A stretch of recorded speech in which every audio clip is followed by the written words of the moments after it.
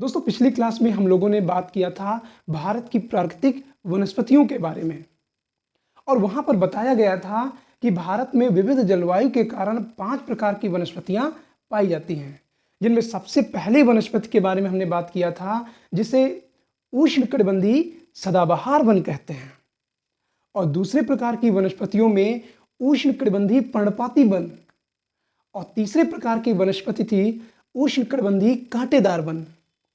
और इन तीनों के बारे में हम लोगों ने पिछली क्लास में डिटेल से डिफाइन कर दिया है। आज हम लोग बात करेंगे उत्तर के पर्वतीय वन के बारे में।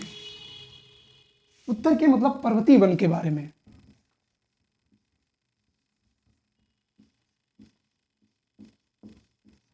पर्वतीय वन के बारे में पढ़ेंगे। और जो पर्वतीय वन है वो 2 तरीके से मिलते हैं। सबसे पहला है दक्षिण के पर्वतीय वन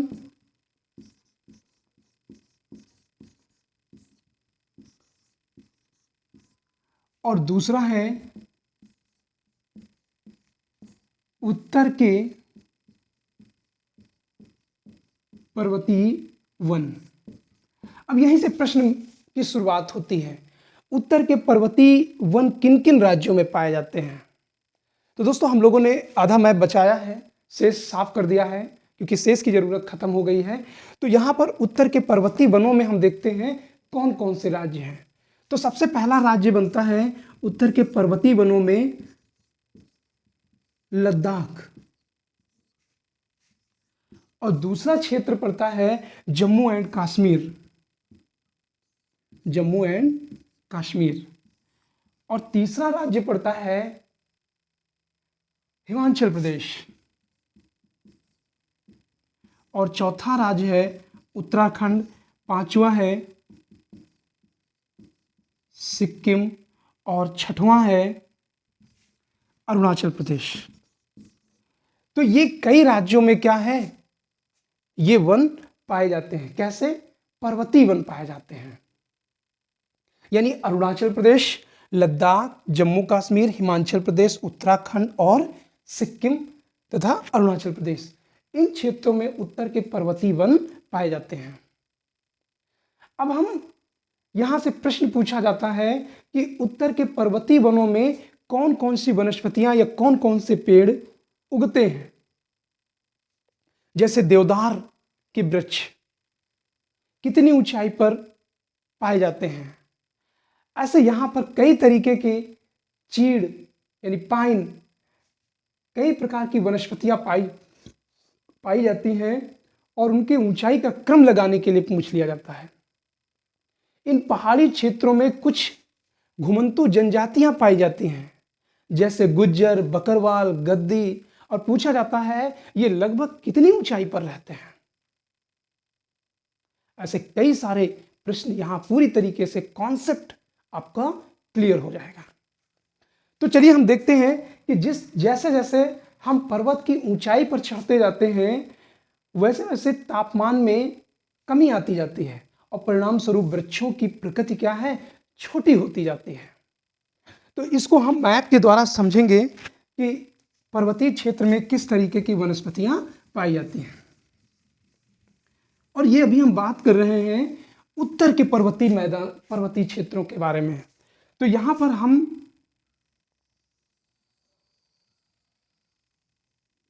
ये पर्वतीय क्षेत्र बना लिया और इन क्षेत्रों में हम देखेंगे कि कैसे वनस्पतियां पाई जाती हैं। अब यहां पर हम देखते हैं कि इन वनस्पतियों में कैसे उष्ण कटिबंधीय से कहां तक, टुंड्रा वनस्पति तक पाई जाती है। कैसे? उष्ण कटिबंधीय और टुंड्रा वनस्पति। उष्ण का मतलब होता है गर्म, कटिबंध का मतलब होता है क्षेत्र, और टुंड्रा ये बर्फीले क्षेत्र वाले वनस्पतियों के बारे में बात की जा रही है। तो इस तरीके से हम देखते हैं कि जैसे जैसे ऊंचाई बढ़ती जाती है वैसे वनस्पतियों में क्या है, बदलाव होता जाता है। तो सबसे पहले हम देखते हैं कि पर्वतीय वनों में के निचले हिस्से को गिरिपाद बोलते हैं। यानी ये क्या, कौन सा स्थल है? गिरिपाद बोलते हैं, गिरिपाद। तो यहां पर हम देखते हैं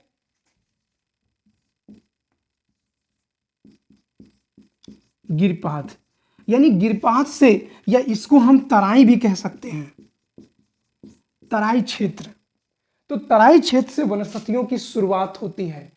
और यहां पर अगर हम देखें तो 1000 से 2000 मीटर की ऊंचाई पर आर्द्र शीतोष्ण कटिबंधीय वन पाए जाते हैं। जैसे मान लिया ये ऊंचाई लगभग 1000 मीटर है और ये यहां तक 2000 मीटर की ऊंचाई है। तो इस क्षेत्र में कैसी वनस्पतियां पाई जाती हैं? सबसे पहले हम अगर जलवायु के बारे में बात करें तो यहां पर आर्द्र शीतोष्ण कटिबंधीय वन पाए जाते हैं।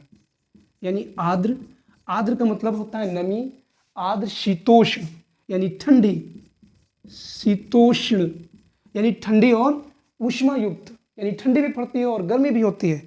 आर्द्र शीतोष्ण कटिबंधीय क्षेत्र।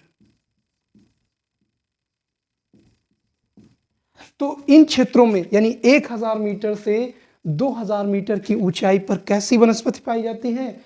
आर्द्र शीतोष्ण कटिबंधीय प्रकार की वनस्पतियां पाई जाती हैं। अगर इन वनस्पतियों के बारे में देखें तो इनमें 2 प्रकार की वनस्पतियां बहुत बड़ी मात्रा में पाई जाती हैं और वो है ओक, ओक और चेस्टनट। तो ये 2 वनस्पतियां कहां पर पाई जाती हैं? आर्द्र शीतोष्ण कटिबंधीय में। और ये वनस्पतियां एक तरीके से आप कह सकते हैं सदाबहार हैं, सदाबहार वनस्पतियां हैं। ये भी एक अपने आप में क्वेश्चन बनता है। तो कैसी वनस्पति है? सदाबहार वनस्पति एक तरीके से ये है। उसके बाद हम देखते हैं कि इस एरिया में यानी 1000 मीटर से 2000 मीटर की ऊंचाई पर पश्चिम बंगाल और उत्तराखंड, यहां पर 2 क्षेत्रों को कवर करता है, वेस्ट बंगाल और पश्चिम बंगाल और उत्तराखंड। इन क्षेत्रों में ये वनस्पतियां पाई जाती हैं, ओक और चेस्टनट। और कैसे हैं? सदाबहार वृक्ष हैं। और अगर हम आगे देखें तो ये लगभग 1500 मीटर की ऊंचाई पर जाएगी। 1500 मीटर की ऊंचाई से लेकर लगभग 3000 मीटर की ऊंचाई पर, यानी ये क्षेत्र इतनी ऊंचाई पर व्यापारिक महत्व के पेड़ पाए जाते हैं। कैसे?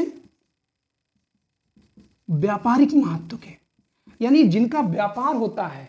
इनमें सबसे महत्वपूर्ण पेड़ है देवदार। तो पहला प्रश्न ये पूछा जाता है देवदार कहां पाए जाते हैं? तो हिमालयी क्षेत्र में लगभग 1500 मीटर से 3000 मीटर की ऊंचाई में। अब आपको यहां पर 1500 से लेकर 500 मीटर, 1500 मीटर से लेकर 2000 मीटर की, तो यहां पर एक तरीके से अधिक बायोडाइवर्सिटी दिखाई पड़ेगी, यानी बहुत ज्यादा जैव विविधता दिखाई पड़ेगी। तो यहां पर देवदार हो गए और चीड़ के पेड़, चीड़ के पेड़ भी बड़ी मात्रा में पाए जाते हैं। और चीड़ का उपयोग रेलवे लाइन के स्लीपर बनाने में किया जाता है। जैसे ये रेलवे लाइन है, पहले जब रेलवे लाइन बिछाई जाती थी तो ऐसे स्लीपर लगाए जाते थे, और आजकल ये सीमेंटेड के बनते हैं। पहले ये देवदार चीड़ के लगाए जाते थे, क्योंकि ये लकड़ी जल्दी से खराब नहीं होती थी। और अंग्रेजों को इनके व्यापारिक महत्व बड़ी मात्रा में पता था, और इसी कारण अंग्रेजों ने उत्तराखंड में ओक के वृक्षों को कटवा कर चीड़ के वृक्षों को बड़ी मात्रा में लगवा दिया। जाहिर सी बात है, यदि मानव ने प्रकृति में परिवर्तन करने की कोशिश की तो उसके दुष्परिणाम कभी न कभी देखने को जरूर मिल जाते हैं।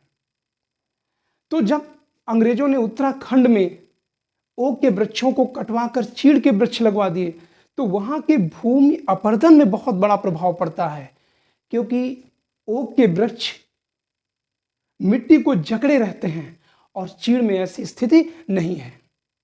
परिणाम स्वरूप 2012 में जब उत्तराखंड में बादल फटे तो वहां पर बहुत बड़ी मात्रा में लैंडस्लाइड देखने को मिली। तो उसका कारण भी ये बताया गया कि अंग्रेजों ने चीड़ के ओक के वृक्षों को कटवा कर क्या किया था, चीड़ के वृक्षों को लगवाया था। तो यहां पर देवदार, चीड़ और इसके साथ साथ ब्लू पाइन और स्प्रूस, कौन कौन सी, ब्लू पाइन और स्प्रूस, ये वनस्पतियां बड़ी मात्रा में मिलती हैं। तो इनकी ऊंचाई 1500 मीटर से लेकर 3000 मीटर तक है।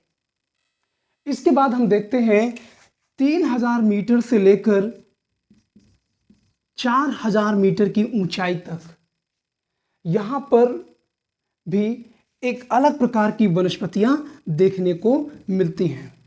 यहां पर सबसे महत्वपूर्ण वनस्पति है रोडोडेंड्रॉन, और पूछा जाता है रोडोडेंड्रॉन कितनी ऊंचाई पर पाए जाते हैं। तो रोडोडेंड्रॉन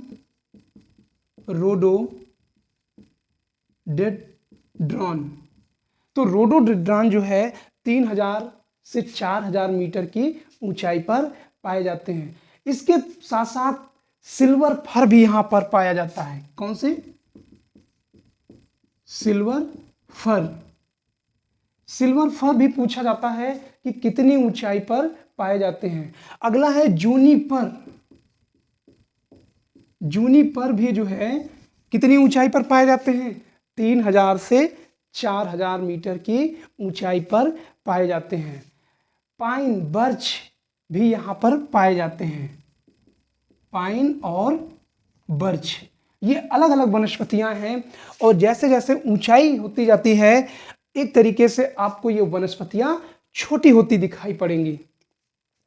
अब आप ये भी कह सकते हैं कि यहां पर पेड़ों की जो ऊंचाई है, उसके बाद हम देखते हैं 3000 से 4000 मीटर की ऊंचाई में कुछ ऐसी जनजातियां रहती हैं जो ऋतु प्रवास करती हैं।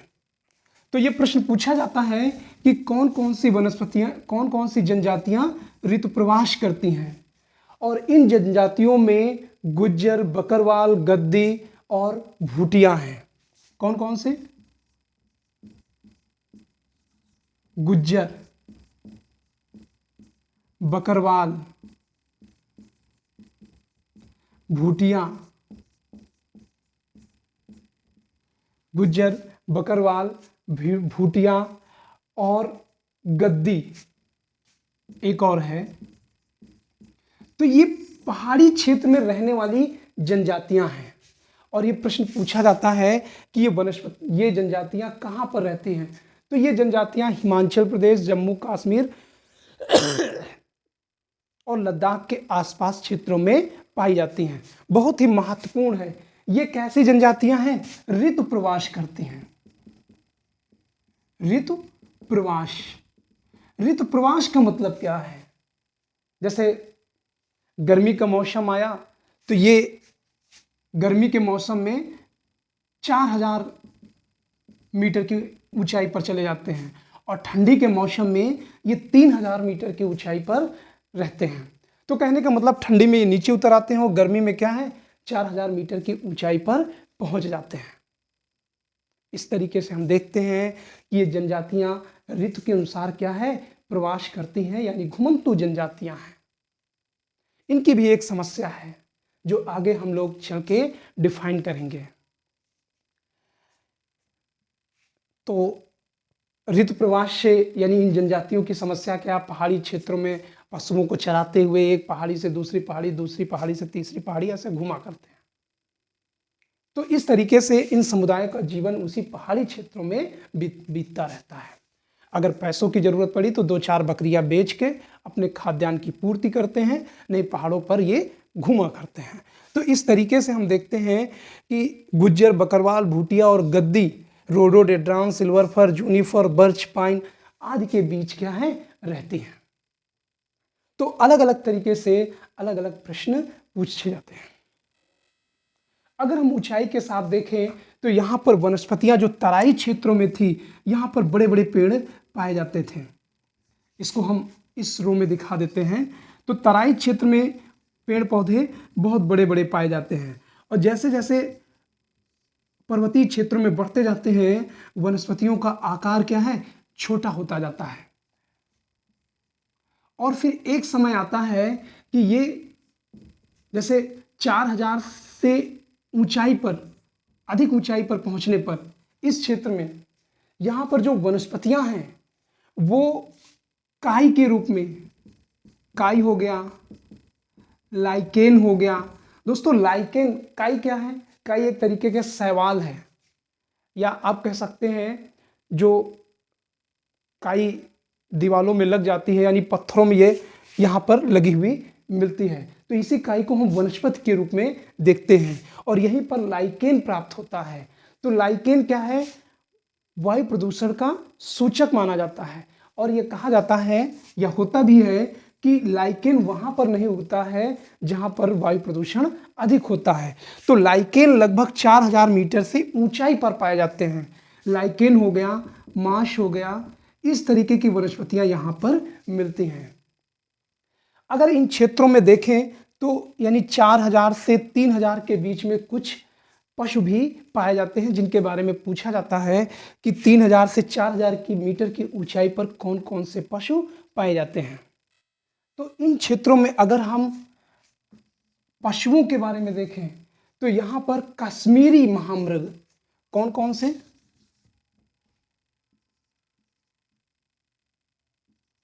कश्मीरी महामृग यानी काफी बड़े होते हैं, और इसलिए इनको क्या कहा जाता है, कश्मीरी महामृग। इसके साथ साथ चितरा हिरन,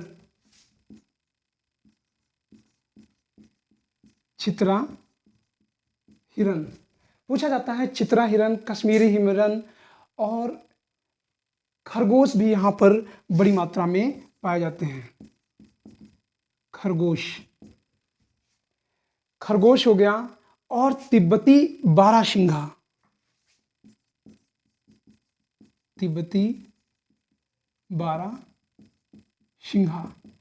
तो कस्तूरी मृग, कस्तूरी महामृग या कश्मीरी महामृग, चितरा हिरण, खरगोश, बारहसिंघा। इसके साथ साथ जो सबसे महत्वपूर्ण है वो है इस क्षेत्र में पाया जाता है हिम तेंदुआ। आमतौर पर जब पूछा जाता है हिम तेंदुआ के बारे में तो लोग ये बता देते हैं हिम तेंदुआ यहाँ नहीं पाया जाता है, लेकिन कश्मीर में या हिमालय के लगभग 3000 से 4000 मीटर की ऊंचाई में क्या पाया जाता है, हिम तेंदुआ, हिम तेंदुआ। तो दो चीजें बहुत ही महत्वपूर्ण है, एक हिम तेंदुआ का पाया जाना और दूसरा रोडोडेंड्रॉन। ये खूब पूछा जाता है। सिल्वर फर के भी बारे में बाकी क्वेश्चन सभी पूछे गए हैं। तो हिम तेंदुआ भी यहाँ पर क्या है, पाया जाता है। इसके साथ साथ जंगली भेड़, जंगली भेड़ भी यहाँ पर पाई जाती है। याक, याक भी यहाँ पर पाया जाता है। इसके साथ साथ आइबैक्स, आइबैक्स भी पूछा जाता है। आइबैक्स कहाँ पर पाए जाते हैं, तो आइबैक्स 3000 से 4000 मीटर की ऊंचाई पर पाए जाते हैं। इन क्षेत्रों में एक ही बहुत ही महत्वपूर्ण है रीछ, पूछा जाता है रीछ कहाँ पर पाए जाते हैं, तो इसी 3000 से 4000 मीटर की ऊंचाई पे रीछ पाए जाते हैं। और लाल पांडा भी कहीं कहीं मिलता है। कौन कौन सा, लाल पांडा।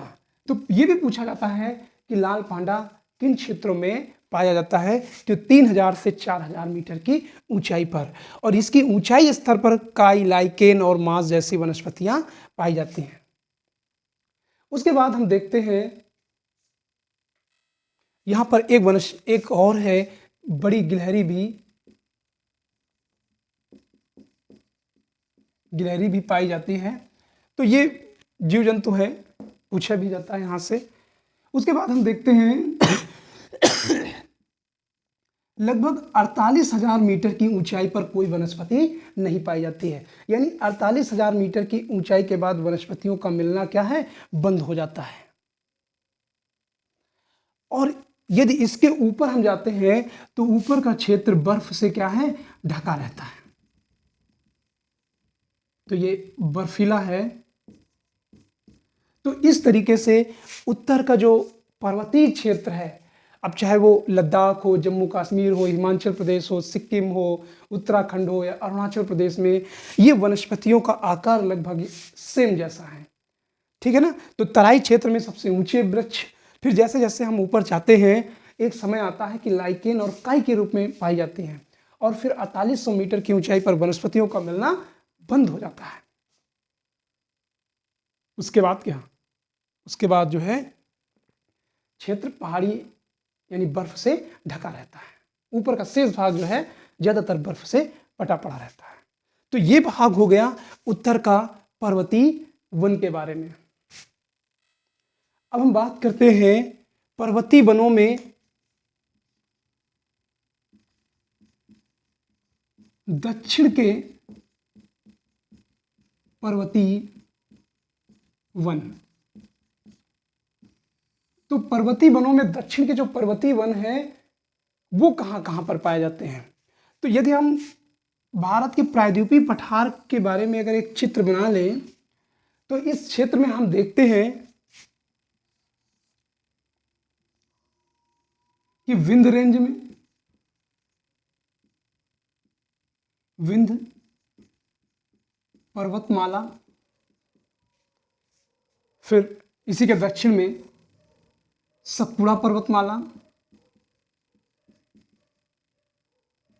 सतपुड़ा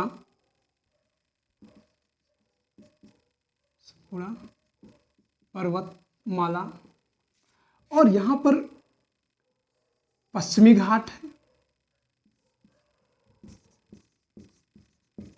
पश्चिमी घाट है, और ये पूर्वी घाट है, और यहां पर नीलगिरी की पहाड़ी है,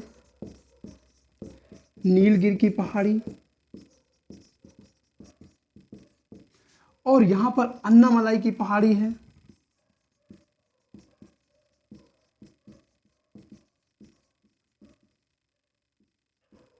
पहाड़ी। तो इस तरीके से हम यहां पर क्या देखते हैं कि यहां भी पर्वतीय क्षेत्र है, और इन पर्वतीय क्षेत्रों में भी जैव विविधता बहुत कई प्रकार की पाई जाती है। यानी जैव विविधता बहुत ज्यादा देखने को मिलता है, क्योंकि अन्नामलाई की पहाड़ियां, नीलगिरी की पहाड़ियां, पश्चिमी घाट, विंध्य पर्वतमाला, इन क्षेत्रों में क्या है, वनस्पतियां पाई जाती हैं। तो यहां पर यह देखने को मिलता है कि जैसे जैसे ऊंचाई, इस तरीके से पर्वतों की आपको देखने को मिलता है। अगर हम इन क्षेत्रों के बारे में देखें तो ये पूरा जो क्षेत्र है उष्णकटिबंधीय क्षेत्र में आता है। किसमें आता है, उष्णकटिबंधीय में, उष्णकटिबंधीय क्षेत्र में आता है। तो यहां पर जो वनस्पतियां हैं दो तरीके की पाई जाती हैं, क्योंकि इनकी ऊंचाई, इन पर्वतों की ऊंचाई मैक्सिमम 1500 मीटर के आसपास है। और दक्षिण में जैसे नीलगिरी की पहाड़ी है, अन्नामलाई की पहाड़ी है, इनकी थोड़ा सा ज्यादा है, लेकिन औसतन ऊंचाई जो है 1500 मीटर के आसपास पाई जाती है। तो इन क्षेत्रों में अगर आप देखें, जो ऊंचाई वाले क्षेत्र हैं वहां पर शीतोष्ण कटिबंधीय प्रकार की वनस्पतियां पाई जाती हैं। यानी यहां पर अगर ये पर्वतमाला इन क्षेत्रों में से है तो ऊंचाई वाले भागों में शीतोष्ण कटिबंधीय प्रकार की वनस्पति पाई जाती है, जबकि दक्षिण में जो है उपोष्ण कटिबंधीय, यानी नीचे वाले भाग में उपोष्ण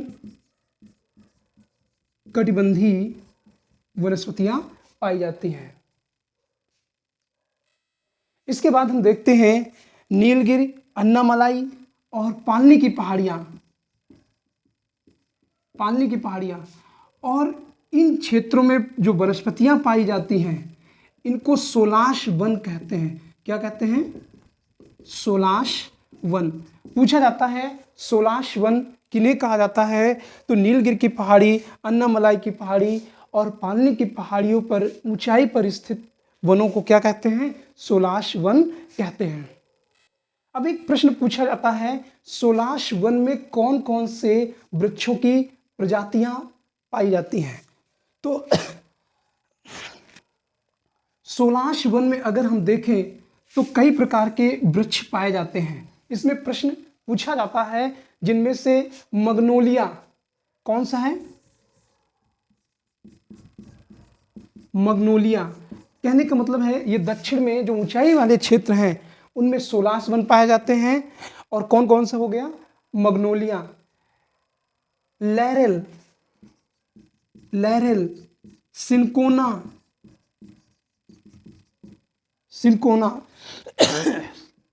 तो सिनकोना एक तरीके से क्या है? एक औषधि है। और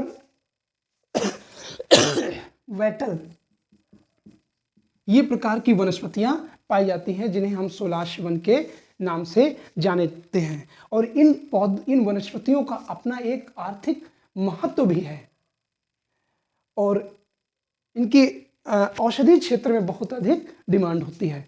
इस तरीके से उत्तर के पर्वतीय वन और दक्षिण के पर्वतीय वन पूरी तरीके से समाप्त होता है। फिर उसके बाद हम बात करते हैं भारत की प्राकृतिक वनस्पतियों का जो अंतिम पार्ट है, यानी पांचवा पार्ट है। और इस पांचवें पार्ट में है अनूप वन या वेलांचली वन। इन्हें वेलांचली या अनूप वन कहते हैं। तो ये वन उन क्षेत्रों में उगते हैं जहां पर नदियों के डेल्टा बनते हैं, या आप कह सकते हैं कि ये वो क्षेत्र है जहां पर समुद्र का पानी भी स्थल भाग पर चढ़ आता है। तो डेल्टाई क्षेत्र, इन क्षेत्रों में जैसे सुंदरवन का डेल्टा, चिल्का झील के आसपास, तो इस तरीके से कुछ अनूप वन यहां पर उगते हैं।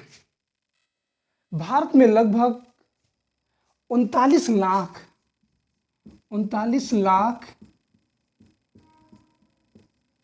हेक्टेयर भूमि जो है वेलांचली या अनूप वन में पाई जाती है। ये भूमि जो है चावल उत्पादन के लिए बहुत ही महत्वपूर्ण है। किसके उत्पादन के लिए? चावल उत्पादन के लिए। पूछा जाता है इन क्षेत्रों में सबसे प्रमुख फसल कौन सी है, तो चावल है। लगभग इस भूमि के 70% भाग पर चावल उगाया जाता है, यानी 70% भाग पर क्या है? चावल उगाया जाता है। इसके साथ साथ ये एक तरीके की आर्द्र भूमि है।